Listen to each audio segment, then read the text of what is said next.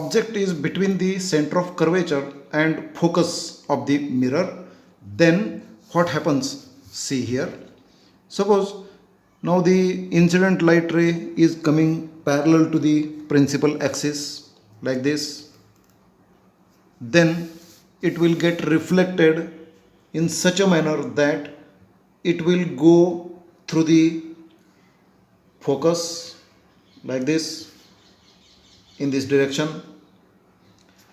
Later on we will take another light ray which is going through the focus of the mirror. When it is incident on the surface of the mirror and it gets reflected, then it will go parallel to the principal axis like this. And when these two reflected light rays converge at a point, at that point an image is produced, and that image is A dash B dash. Here now the image is beyond the center of curvature, म्हणजे वक्रता केंद्राच्या पुढे जाणार आहे. Also it is real because the light rays are actually converging at a point, therefore it will be real. हे पडद्यावर घेता येते. It is again inverted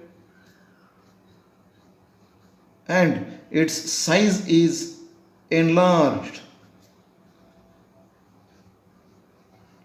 or we can say it is magnified. Now object AB is at the focus, but now what happens? See here, the light ray coming parallel to the principal axis, when gets reflected, it will go through the principal focus. Now if we take the another light ray which is going through the principal focus, it will go straight in this direction.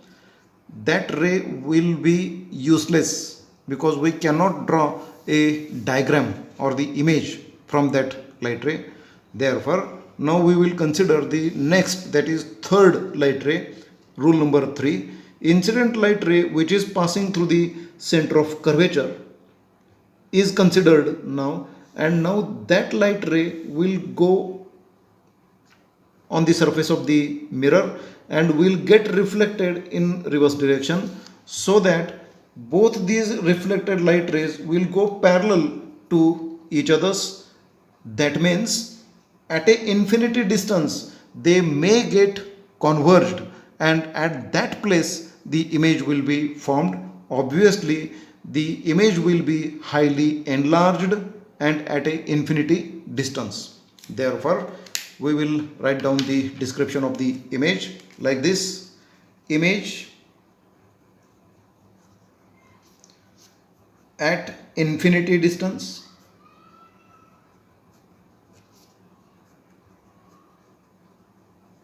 real, then it is inverted and highly magnified.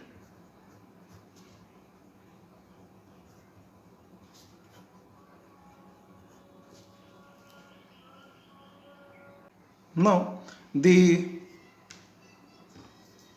object is placed between the focus and pole of the mirror. Then what happens? See here, incident light ray which is coming parallel to the principal axis will get reflected from this point, and it will pass through the focus, that means principal focus of the mirror like this. Also the another light ray which is passing through the center of curvature will be incident on the surface of the mirror and will get reflected, and it will go through the center of curvature. Now these two light rays are actually diverging to each other, they will never come together to form the image. Therefore, no real image will be obtained. But we can construct in another way like this. Suppose these light rays will be extended in backward direction of the mirror, then we will get like this extended lines. Again, this line will be extended in the backward direction. Then both these lines will be appearing to be coming from this common point, and at that point the image will be produced, that is A dash B dash. Thus here the image will be obtained behind the mirror. Light rays are not coming together, that means they are not converging actually. Therefore this image is not a real image, it is a virtual image and it is erect in position. ही उभीच असणार आहे. Okay, therefore we can describe the image like this. Image will be behind the mirror. It will not be real, it will be virtual. ही आभासी आहे. Also it is not inverted but it is erect, म्हणजे उभी असणार आहे, and it is magnified.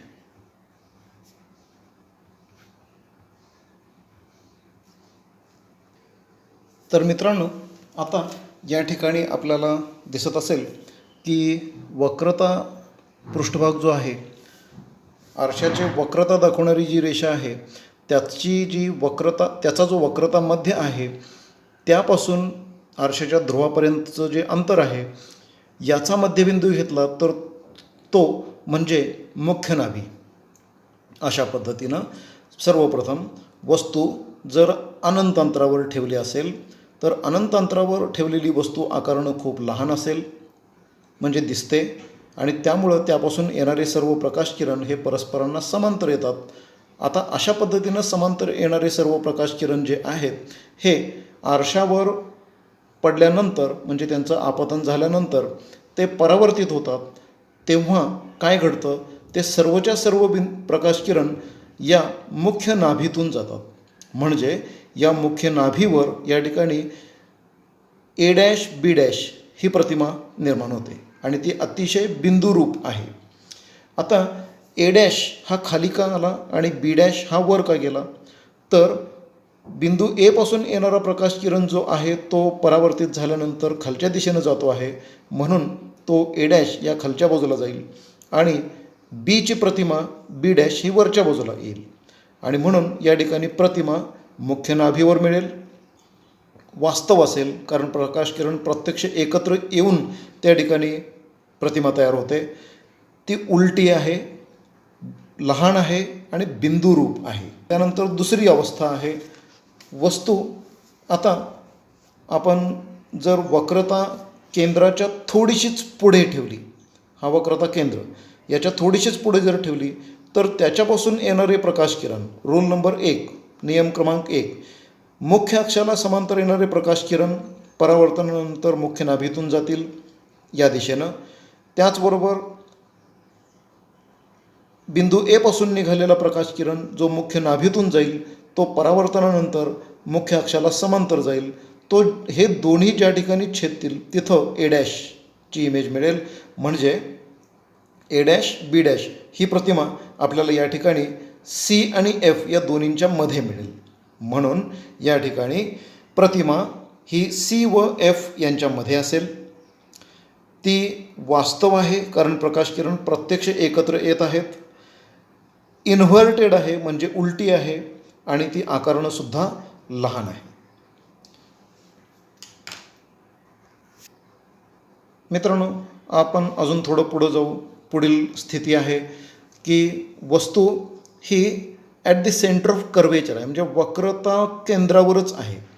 अशा या परिस्थितीमध्ये आकृती काढत असताना आपल्याला अतिशय काळजी घेणं गरजेचं आहे या ठिकाणी पेन्सिल टोक असणं, पट्टी व्यवस्थित वापरणं या सर्व गोष्टी आवश्यक आहेत आणि त्या व्यवस्थित जुळल्या तरच ही आकृती व्यवस्थित येते, अन्यथा ही आकृती बरोबर येणार नाही. पेन्सिलला टोक असणं अत्यंत गरजेचं आहे. या ठिकाणी रूल नंबर 1, नियम क्रमांक 1, बिंदू ए पासून मुख्य अक्षाला समांतर जाणारा प्रकाश किरण जो आहे तो दाखवायचा आहे. तो परावर्तनानंतर मुख्य नाभीतून जाईल. त्यानंतर ए पासून निघालेला प्रकाश किरण जो मुख्य नाभीतून जातो तो परावर्तनानंतर मुख्य अक्षाला समांतर जातो आणि मग या ठिकाणी ए डॅश ही प्रतिमा मिळते. एची प्रतिमा ए डॅश मिळते आणि त्याच ठिकाणी मग बीवरच बी डॅशची प्रतिमा मिळेल. म्हणजे मग या ठिकाणी प्रतिमा ही वक्रता केंद्रावरच मिळेल. म्हणजे वक्रता केंद्राचं जे अंतर आहे पोलपासूनचं, ध्रुवापासूनचं, त्या अंतरावरच मिळेल. ती वास्तव असेल कारण प्रकाश किरण प्रत्यक्ष एकत्र आलेले आहेत. इन्व्हर्टेड आहे म्हणजे उलटी आहे आणि तिचा आकार या बरोबर ए बी इतक्या आकाराचीच ती वस्तू आहे, म्हणून वस्तूच्याच आकाराची प्रतिमा मिळते. यानंतर आपण पुढे जाऊ. वस्तू ही वक्रता केंद्र आणि मुख्य नाभी यांच्यामध्ये ठेवलेली आहे. अशा परिस्थितीमध्ये मुख्य अक्षाला समांतर जाणारा प्रकाश किरण की जो बिंदू ए पासून निघालेला आहे तो परावर्तित झाला की एफ या मुख्य नाभीतून जाईल या दिशेनं पुढं आणि त्यानंतर ए पासून निघालेला एफमधून जाणारा म्हणजे मुख्य नाभीतून जाणारा प्रकाश किरण परावर्तनानंतर मुख्य अक्षाशी समांतर जाईल आणि तो ज्या ठिकाणी पुढं या आधीच्या परावर्तित किरणाची एकत्र येईल म्हणजे ते परस्परांना छेदतील त्या ठिकाणी एची प्रतिमा ए डॅश मिळेल आणि मग मुख्य अक्षावरच बीची प्रतिमा बी डॅश मिळालेली असेल. अशा पद्धतीनं तयार झालेली प्रतिमा ए डॅश बी डॅश ही या ठिकाणी आपल्याला पाहायला मिळेल. ही प्रतिमा वक्रता केंद्राच्या थोडी पुढे रियल असेल म्हणजे वास्तव असेल कारण प्रत्यक्ष प्रकाश किरण एकत्र आलेले आहेत. इन्व्हर्टेड आहे म्हणजे उलटी आहे आणि ती विशालित आहे म्हणजे वस्तूच्या आकारापेक्षा तिचा आकार मोठा आहे. आता मित्रांनो आपण पाहूया, वस्तू ही मुख्य नाभीवर ठेवलेली आहे. मुख्य नाभीवर ठेवलेल्या वस्तूपासून म्हणजे ए बी या वस्तूपासून जाणारे प्रकाश किरण जे आहेत त्यांच्यासाठी आपण नियम वापरू. बिंदू ए पासून निघालेला मुख्य अक्षाशी समांतर येणारा जो प्रकाश किरण आहे तो परावर्तनानंतर मुख्य नाभीतून जाईल. त्यानंतर या एमधून जाणारा प्रकाश किरण की जो वक्रता केंद्रातून जाणार आहे तो परावर्तनानंतर वक्रता मध्यातूनच किंवा वक्रता केंद्रातूनच पुढं जाईल आणि मग हे दोन्हीही परस्परांना समांतर जाणारे प्रकाश किरण आपल्याला पाहायला मिळतील.